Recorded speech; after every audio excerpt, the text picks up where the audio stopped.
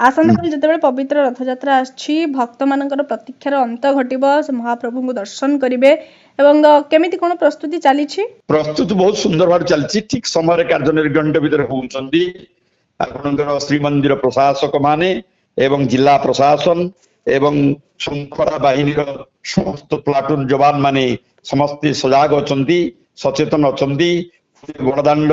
धीरे धीरे भक्त मानक उपस्थिति रे धीरे धीरे गहली लगुची एवं कहीं क्यों दूर दूरांतर आम तो आज आसुलु पुरी को सेतबेले आज आपनकर खोल करताल बजे चाली चाली लोक माने पुरी बड़दाण्ड को आसुतिले तेणु केते त्याग केते भल पाइबा केते शरीर को कष्ट मोटे जना पड़े नहीं शरीर को केते कष्ट होतिबो बाधा होतिबो ए कथा को प्रक्षेप न करी भगवान को दर्शन करबा पई भगवान कर कृपा आशीष टिके पाइबा पई भक्त माने को दूर दूरांतर धाई आछंती ए होची भल पाइबा एही होची जगन्नाथ प्रति अचला भक्ति श्रद्धा एवं विश्वास एवं यही भावधारा विश्वासी मनीष जुग जुग धरी जगन्नाथ को आपणार कर रक्त मांस देहधारी मनीष भितर भगवान रही जदि आम बाड़ी बगीचार गोटे भल फल फलटे होची तक महाप्रभु दबा ब्रह्म कमल ठू आरंभ कर जिते भल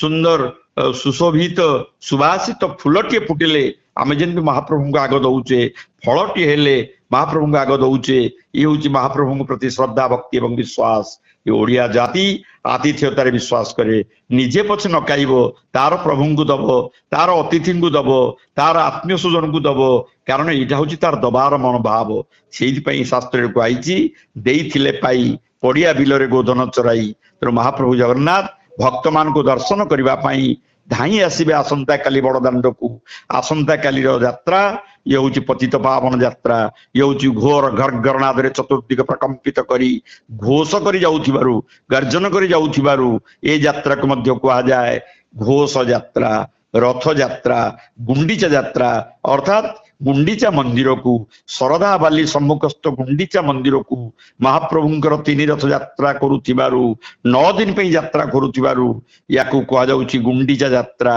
9 दिन पे यात्रा करुथिबारु याकू कहा जाउची नवदिनात्मिका यात्रा 9 दिन हूँ एक परिपूर्ण संख्या 9 हूँ एक शुभ संख्या तेणु 9 दिन पे जाउचंती कोठी जाउचंती ना जन्म वेदी को जाउचंती जन्मभूमि को जाउचंती जननी जन्मभूमि स्वर्गादपि गरियसी तेणु जो माने माँ माटी मातृभाषा को भूली जाती जननी एवं जन्मभूमि को भूली जाती से माने तांकर दायित्व कर्तव्य ठीक भाव में संपादन करि पारंती नाही तेणु महाप्रभुंकर यात्रा जनसाधारण प्रति एक सचेतनतार वार्ता सृष्टि करुची हे मोर प्रिय भक्तगण तुम माने सब किछि भूली जाओ किंतु माँ माटी मातृभाषा को भूल नाही निजर जन्म माटी को भूल नाही निजर गुरु गुरुजन को भूल नाही निजर जन्मित पितामाता को भूल नाही किंतु ए कली जुगर कलिहत मानव सबु किछि भूली सब मोर मोर कहूची स्वार्थ केन्द्रिक हो जाउची स्वार्थपर हो जाउची स्वार्थ अर्थात मु भल मो परिवार भल मु केमि भले रही भल खाइबी भल पिंधिबी परिवार भासी जाऊ गाधे जाऊ से मोर कौन जाए अछि किंतु महाप्रभु जगन्नाथ तांकर संस्कृति एते महान से समस्त को नहीं चलती तांकर परंपरा होची वसुधैव कुटुंबकम संस्कृति तेणु ये पवित्र रथयात्रा आसंता काली विश्व प्रसिद्ध रथयात्रा जगतर कल्याण पई जगतर मंगल पई श्रद्धालु भक्त मानकर मनस्कामना पूर्ति पई आसुचंती बड़दाण्ड को ये दाण्ड होची बड़दाण्ड ये दाण्ड होची संसार दाण्ड सेइथपई जन्म ठारू मृत्यु पर्यंत दुईटी निरे आतजात मनीष यही संसार दाण्ड रे जीवा आसिबा करूची ए संसार दाण्ड रे प्रभुंकर रथ जाउची जो माने महाप्रभुंकर ये 3टी रथ दर्शन करिवे रथ रे महाप्रभु को दर्शन करिवे से कोटि जन्म पापर मुक्ति पाइबे सेइथपई कहाइची जे शरीर होची गोटे रथ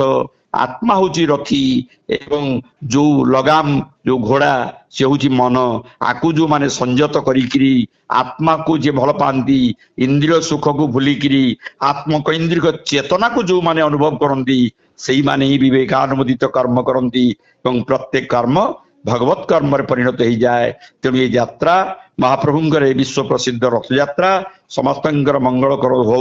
एवं भगवत कर्म विश्वासी मनीष तांकर